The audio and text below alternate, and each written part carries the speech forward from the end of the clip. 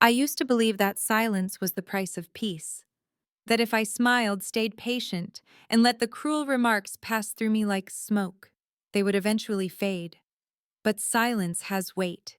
It builds until it presses on your chest, until every breath feels like a performance for someone else's benefit.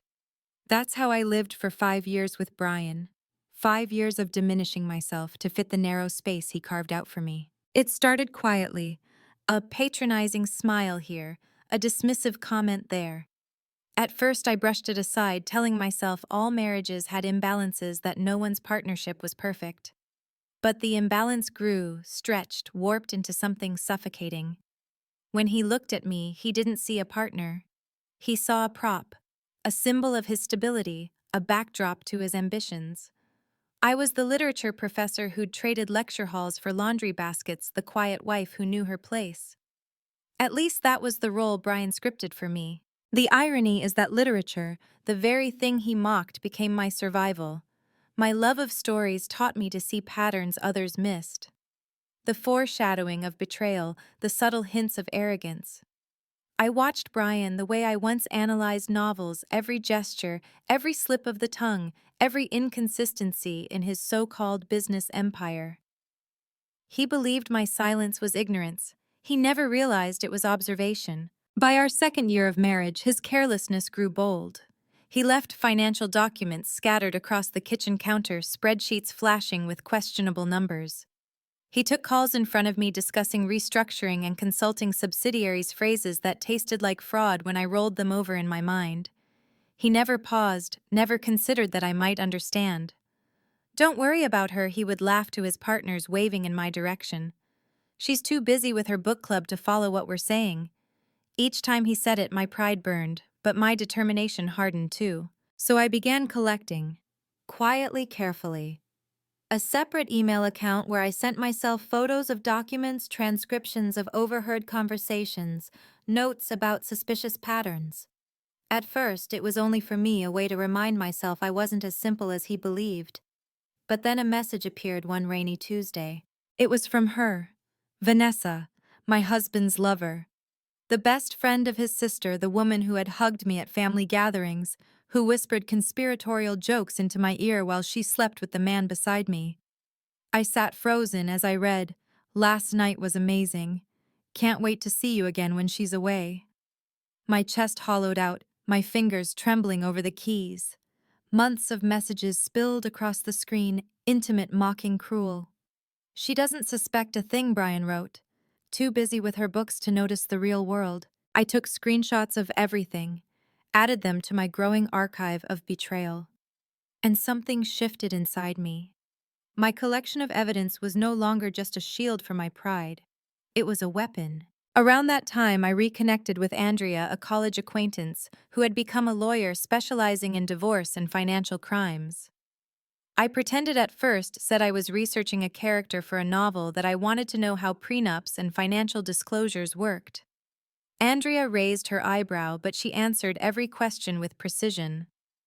What began as casual coffee dates slowly evolved into covert strategy sessions. We spoke in coded hypotheticals, but she knew. And I think deep down, she knew that I knew. The discoveries grew darker. A forensic accountant Andrea introduced uncovered alterations in my prenuptial agreement clauses, slipped in after my signature, cleverly hidden but devastating. If I ever left Brian, I would have walked away with nothing. But altered contracts are not just immoral, they are illegal. Andrea's voice was steady the day she told me, "This isn't just divorce material, Marissa. This is criminal." That was when I stopped being the silent wife. I became the archivist of his downfall. For 2 years, I perfected my role. I smiled when he dismissed me. I nodded when he explained business as if I were a child. I played the part so convincingly that he grew careless. At night, as he boasted over the phone about shell companies and tax shelters, I transcribed every word. My degree in literature, the thing he belittled most, became my sharpest blade. The skills he mocked, my attention to detail, my memory for dialogue, my obsession with patterns, were exactly what trapped him. But betrayal is not just business, it is also intimate, and intimacy was where his cruelty flourished most. By our 5th year, he no longer hid his contempt. At dinners with friends, he would joke about my little books, smirk about how I lived in fiction while he handled the real world. Sometimes he would pat my hand, a gesture meant to look affectionate, but designed to silence me. I swallowed my rage and smiled even as I carefully stored away every bruise to my dignity, knowing one day it would matter. And then came our anniversary dinner, the night he believed would cement his triumph. The night I chose to end my silence. Brian insisted on Harlow's, the upscale restaurant downtown with chandeliers like falling stars, and waiters who moved as silently as stagehands in a play. He reserved the Magnolia Room, a private space that gleamed with white roses and silver accents. Place cards with curling calligraphy marked the seats his business associates gathered to his right. My family shoved to the far edges, me placed neatly beside him at the curve of the horseshoe table. He told me to just show up looking pretty. I did. A navy dress he once mocked as fit only for a faculty wife, pearls at my neck, my clutch, hiding a thumb drive of evidence and a manila folder waiting in the drawer near my seat. Andrea would arrive later. The stage was set. Guests arrived in waves, his parents first, his mother hugging me with empty affection while scanning for more important faces. My sister Claire, who squeezed my hand in a silent question, I answered with a practiced smile. His business partners, loud and confident, the kind of men who thought money excused arrogance. Brian entered last, radiating charm in his tailored suit, his laugh booming as he gestured expansively. He looked at me with that familiar, indulgent smile, the one that always made me feel smaller. The dinner unfolded in polite elegance. Wine poured dishes, past laughter rising like smoke. I spoke when spoken to, laughed at the right places, kept my composure intact. But inside, every tick of the clock brought me closer to the moment I had planned for years. Then Daniel, his partner, clinked his glass, a toast to the happy couple. Brian stood, champagne flute raised, and the room quieted. His smile carried that cruel edge, the one I knew too well. 5 years ago, he began. I made what my friends called the safest bet of my career.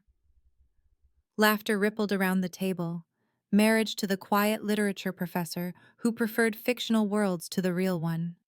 His words dripped with condescension, each syllable a dagger dressed as a joke. Murmurs of discomfort stirred, but he pressed on. She would never question my business decisions, never step out of her lane, always content with the life I provided. I held my smile steady, though my hands trembled beneath the table. And then the final blow. So here's to 5 years wasted on a gold-digging nobody. The room froze. Some chuckled uneasily, others stared in shock. My sister's cheeks flushed with anger. Even his mother looked away, embarrassed. Brian sat looking satisfied, sipping his champagne as though he'd won something. But the victory was mine. I slid open the drawer, pulled out the manila folder, and rose to my feet. My voice carried clear across the silence. I'd like to respond to that toast. His smirk widened, certain of his control. But he didn't know that everything he had built on my silence was about to collapse. For a heartbeat, the room was silent, except for the faint hum of the chandelier above. All eyes turned toward me, some curious, some uneasy, some already bracing for the spectacle they sensed was about to unfold. My pulse roared in my ears, but my voice was calm, steady, sharper than the edge of crystal. 5 years, I began meeting Brian's smug gaze across the table. 5 years of silence, of patience, of letting you spin your little stories about me while I watched you build a house of cards. And now, on our anniversary of all nights, I think it's time those cards came crashing down. A ripple moved through the room. Forks paused mid-air, wine glasses lowered slowly onto linen. My sister leaned forward, her eyes wide with both fear and anticipation. Brian chuckled nervously. Marissa, sit down. You're making a fool of yourself. No, Brian, I said evenly, sliding the manila folder onto the center of the table. That's what you've been doing for years. I've simply been keeping the receipts. I opened the folder, laying out documents like playing cards in a game only I had prepared to win. Altered prenup agreements with Andrea's notes in red ink, highlighting the inconsistencies. Photographs of wire transfers, shell companies branching like diseased trees. And finally, screenshots of messages, lines of cruel words glowing from printed pages. She doesn't suspect a thing. She's too busy with her books. Gasps broke around the table. His sister covered her mouth with her hand, eyes darting between us. Daniel muttered something under his breath, low and disbelieving. Brian's mask slipped for the first time. His smug smile faltered, replaced by a twitch at the corner of his mouth. "This is nonsense," he said too quickly. "Fabrications, lies." But his voice lacked conviction and everyone could hear it. I leaned forward, my hands steady as I tapped the altered prenup. "You changed legal documents after I signed them. That's not just immoral, Brian. That's criminal. Did you think I wouldn't notice the shift in language, the subtle insertion of clauses designed to strip me of everything I teach literature? My entire career has been about noticing details others ignore." His face flushed crimson. "You're delusional." "Am I?" I asked softly, picking up the pages of his messages with Vanessa. I read aloud, my voice echoing against the polished walls. "Last night was amazing. Can't wait to see you again when she's away." A stunned hush fell over the table. The words hung like smoke, curling, choking. His father shifted uncomfortably. His mother's eyes narrowed in fury. My sister's mouth curved into the smallest, sharpest smile. Brian lunged for the papers, but I drew them back calmly, letting him flounder. "You've humiliated me for years, Brian, mocked me as though I were an accessory, a fool. But you underestimated me. You mistook silence for ignorance. You mistook patience for weakness." I let the words settle, savoring the weight of them. For years I had rehearsed this moment in my mind, how it would feel to finally speak, to finally place the truth in the open. And yet the reality was so much more raw, so much more cutting. Andrea entered then, right on cue, her presence a storm in heels. She didn't sit. She placed a slim briefcase beside me and addressed the room with the clarity of a practiced lawyer. "I apologize for the interruption, but since Mr. Harris chose to toast publicly tonight, I think it's appropriate that we clarify a few truths just as publicly." The guests shifted uneasily, unsure whether to stay or flee.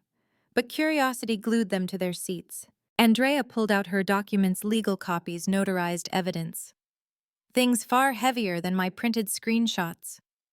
"We have clear proof of contract tampering, offshore accounts, and fraudulent transfers. I assure you the district attorney will be very interested in these." Brian's jaw clenched. He slammed his palm against the table. "This is outrageous. You're conspiring against me. Marissa, how dare you bring this circus into my business dinner?" "Our anniversary dinner?" I corrected, my voice rising for the first time, the years of swallowed rage spilling into the air. "You chose to humiliate me in front of our families and your colleagues. You raised a glass and called me a gold-digging nobody. Did you really think I would endure that in silence?" His business partner Daniel cleared his throat, his voice tight. "Brian, if even half of this is true—" "It's not true!" Brian shouted, his voice cracking, desperation bleeding through. "She's bitter. She's vengeful." "Bitter," I cut in. "Perhaps. Vengeful, certainly. But not a liar." The room shifted again. The weight of the evidence pressed down, undeniable. Eyes avoided his, turned toward me instead. For the first time, I wasn't the invisible wife. I was the storm in the room, and he was the one shrinking. I turned to my family, my voice softening. "I stayed silent for years because I thought silence kept the peace. But all it did was protect his betrayal. Tonight I end that silence." Andrea gathered the papers, tucking them back into her briefcase. "You'll be hearing from the courts, Brian," she said coldly. "But for now, perhaps you should apologize to your wife." The words sliced sharper than any knife. He sputtered, his face twisted in rage, but no apology came. He had built his identity on arrogance, and now it collapsed under the weight of truth. I stood tall, my chair scraping back across the polished floor. This dinner was supposed to be a celebration of 5 years. Instead, it's a requiem for a marriage built on lies. I walked out then, Andrea and my sister flanking me like sentinels. Behind me, the room erupted, whispers, accusations, the sound of Brian shouting into the void. But I didn't look back. I didn't need to. Outside, the night air was cool against my flushed cheeks. For the first time in years, I inhaled deeply without feeling the weight of silence pressing against my lungs. I had spoken, I had revealed, I had freed myself. But I knew this was only the beginning. The legal battles would come. The fallout would ripple through families, through boardrooms, through reputations. And somewhere deep in the shadows of his crumbling empire, Brian would plot. Betrayal never ends cleanly. Still as I stood on the sidewalk in my navy dress, clutching the evidence that had finally stripped him bare, I felt a glimmer of something I hadn't allowed myself to feel in years: hope. The next morning, the fallout began. My phone buzzed relentlessly before I even poured my coffee. Missed calls, voicemails, a flood of messages, some sympathetic, some stunned, some full of whispered curiosity. My sister's texts were steady and protective. "Stay strong, don't answer him, come stay with me."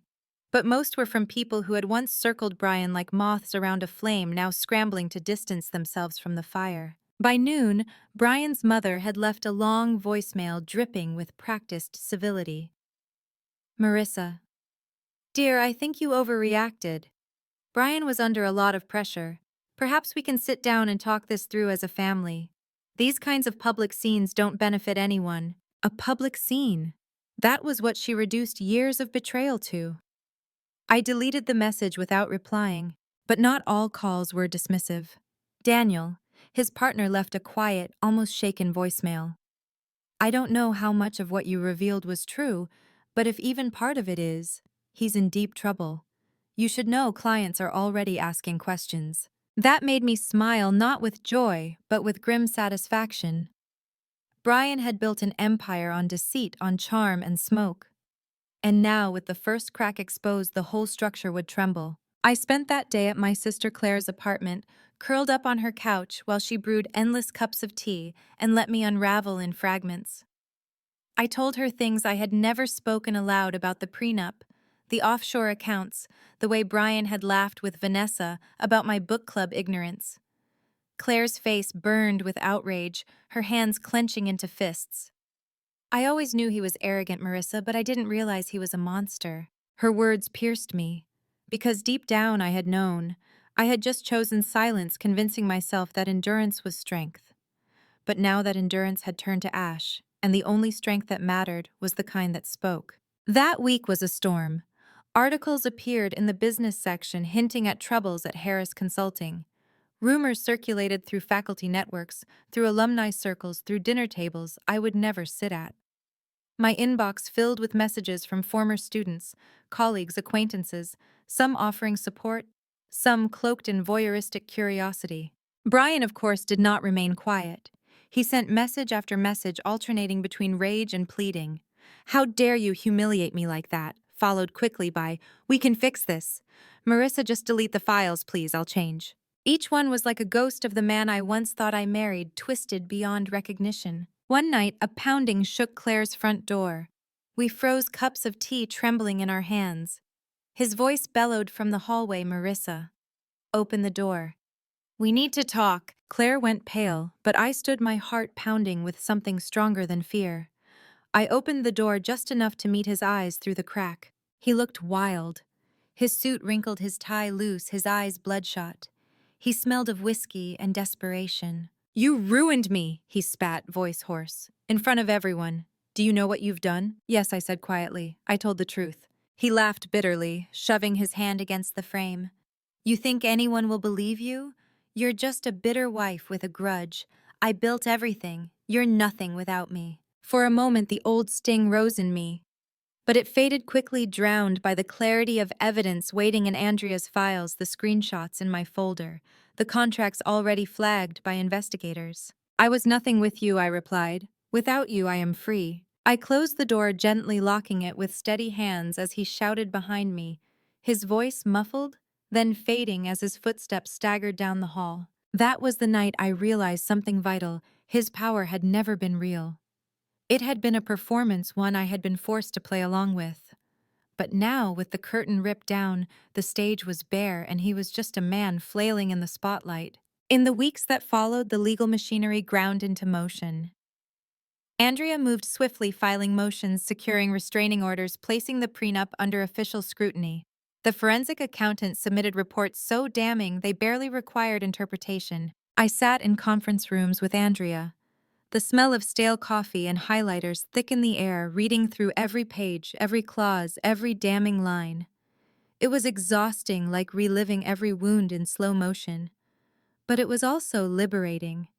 Each signature, each transfer, each crude message was another nail in the coffin of his false empire. Meanwhile, my family fractured along predictable lines. Claire was my rock, unflinching in her support. My parents, though sympathetic, urged caution.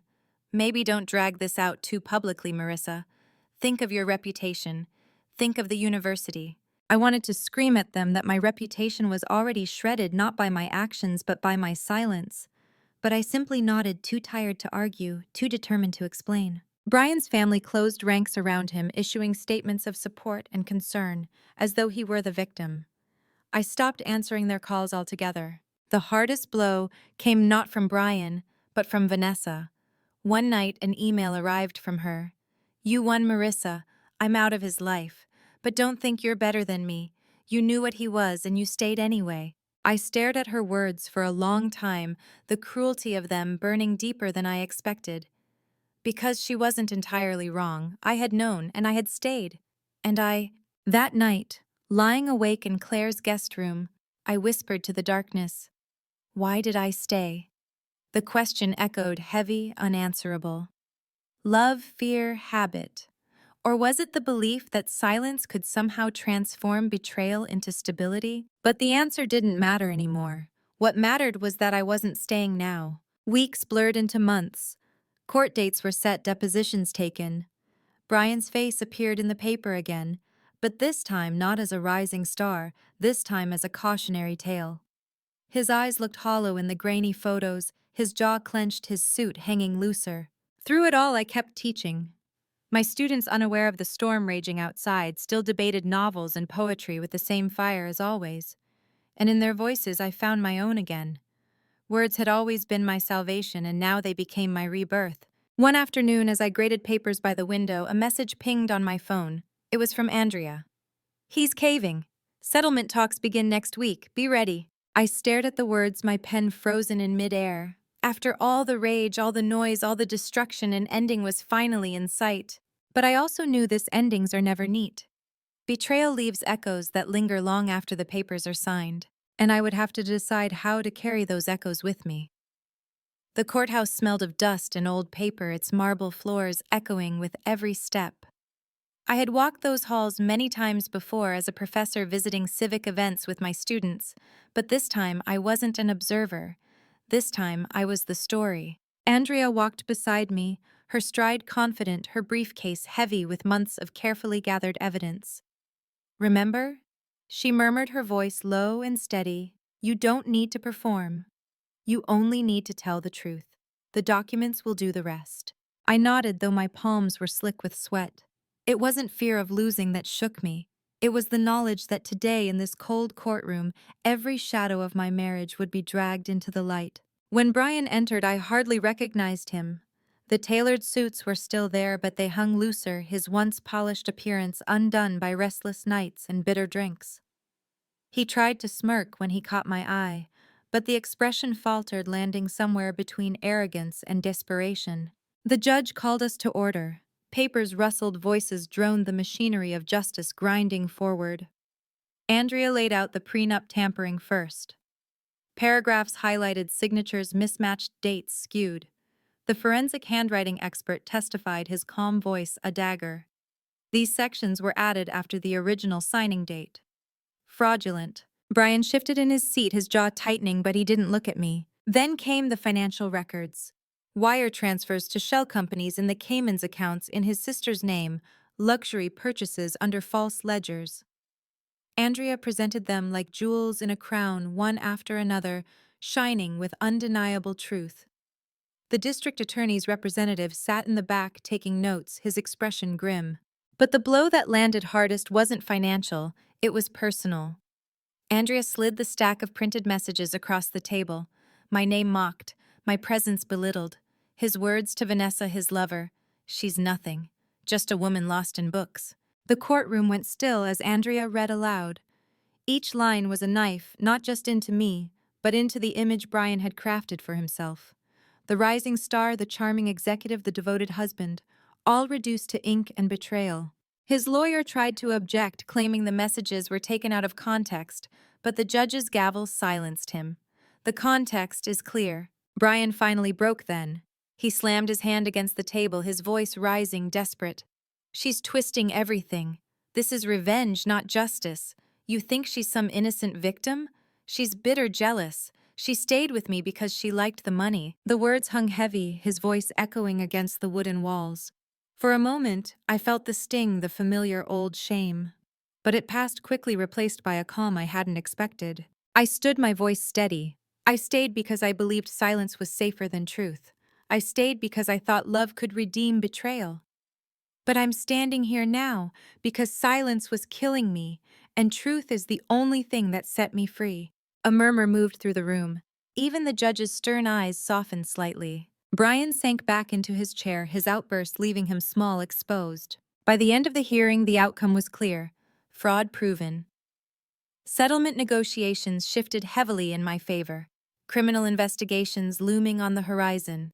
Andrea leaned close, whispering, "It's over. He won't recover from this." But as I walked out of that courthouse, the cameras flashing, reporters calling my name, I realized something important. My victory wasn't just about his downfall. It was about my own rebirth. That evening, I returned to my apartment. My apartment, not Claire's. I had signed the lease in my own name, the keys cool and solid in my hand. It was small, modest, nothing compared to the mansion Brian and I had shared. But it was mine. Every wall, every window, every quiet corner belonged to me. I unpacked slowly over the next few weeks. Shelves of books filled the living room, their spines bright and familiar. Photos of my students lined the desk. A vase of lilies, my favorite, not Brian's, stood proudly on the kitchen table. For the first time in years, I woke in the morning without dread pressing on my chest. I brewed coffee because I wanted to, not because I had to pour it for someone else first. I walked to campus without rehearsing excuses for bruises to my pride. But healing isn't linear. Some nights I woke trembling from dreams of him, his laughter cutting, his whispers cruel. I would sit at the window, then watching the city lights blur, reminding myself that I was free. That survival doesn't erase scars, but it does prove resilience. One afternoon after class, a student lingered as the others filed out.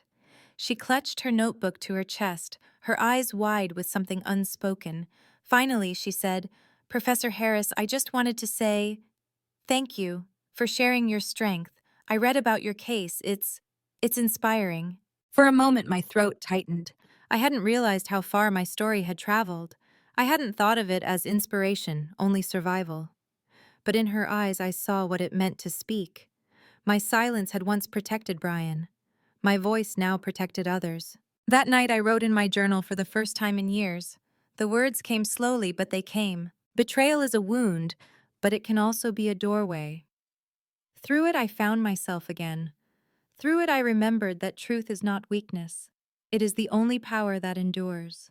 Brian's empire crumbled piece by piece. Lawsuits stacked. Partners fled.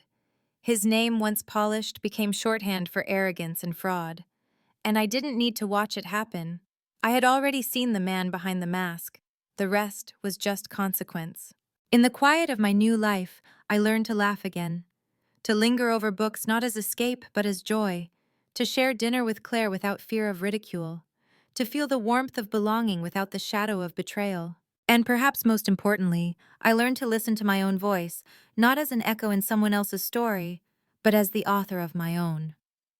Months passed, and the storm that had once consumed my life began to quiet. The courtroom battles turned into paperwork, settlements, and signatures. The news cycle moved on, but not before tearing away the last pieces of Brian's carefully constructed image. I would catch glimpses of him sometimes in grainy photographs tucked in the corner of the business section, his shoulders hunched, his expression hollow. No more glossy profiles, no more magazine spreads of the rising star of consulting. Instead, headlines whispered of investigations, fraud charges, and failed partnerships. He wasn't the powerful man he once pretended to be. He was just a man who had been exposed. The final nail came one morning when Andrea called. "It's done," she said simply. "The settlement is finalized. The altered prenup is null. You'll get what you're owed and more. He's being indicted separately on financial fraud. It's over." It should have felt like triumph. And in some ways it did. But mostly it felt like exhaling after holding my breath for years, a slow, steady release of air of fear of silence. That night, I poured a glass of wine and sat on the balcony of my small apartment, looking out over the city. The streets buzzed below, life carrying on in its ordinary rhythm. I thought of the woman I had been 5 years ago, the one who believed silence was safer than truth, the one who traded her voice for a fragile illusion of peace. I wanted to reach back and tell her you are stronger than you know. But I also forgave her. She did what she thought she had to do to survive. And because of her endurance, I was here now, free, steady, alive. Brian tried one last time to reach me. A letter arrived, handwritten, the words uneven, as though scrawled in haste. He begged, he accused, he shifted blame, all in the span of 2 pages. He wrote of betrayal, mine, not his. He wrote of loyalty, of love, as though those words still belonged to him. I didn't reply. I didn't burn it either. I folded it neatly, slid it into a drawer, and left it there. Not as a keepsake, but as a reminder. That silence can be dangerous, but chosen silence, deliberate silence, can be power. Life didn't transform overnight. Healing is slower than that, but it came in small, steady waves. It came in the mornings when I brewed coffee without dread. It came in the evenings when I read novels without fear of mockery. It came in the laughter I shared with Claire, in the voices of my students, in the pages of my journal filling with words again. One afternoon, I hosted my first literature salon since leaving Brian. Friends and students gathered in my living room, the walls lined with books, the air warm with tea and quiet joy. We read poetry aloud, debated fiercely, laughed easily. As I looked around the room, I realized this was what I had always wanted. Not grandeur, not wealth, but authenticity. A life built on truth, not appearances. And in that moment, I understood something that had taken me years to learn. Betrayal doesn't just destroy, it also reveals. It strips away illusions, tears down the walls of pretense, and forces you to face yourself. And if you're brave enough, if you're willing to walk through the wreckage, you find a strength you never imagined you had. I don't regret exposing Brian. I don't regret the storm that followed, because through it, I found my voice again. Through it, I remembered who I was before his shadow fell across my life, and that voice, that truth, is something no one can take from me again. So if you're listening now and you've lived through betrayal, through silence, through the weight of someone else's cruelty, know this: your voice matters, even if it shakes, even if it takes years to find, even if the world tries to convince you it's easier to stay quiet. Speak anyway, because silence protects them, truth frees you. That is the lesson I carry. That is the gift my pain gave me. If my story touched you, if it reminded you of your own strength, please like this video so that others can find it too. Share it with someone who needs to hear that betrayal isn't the end but the beginning of something new. Subscribe so you don't miss more stories of survival and truth. And most of all, leave me a comment below. Tell me, have you ever found your strength in the middle of loss? Because your voice matters, and I want to hear it. Together we remind the world silence is not safety, truth is freedom.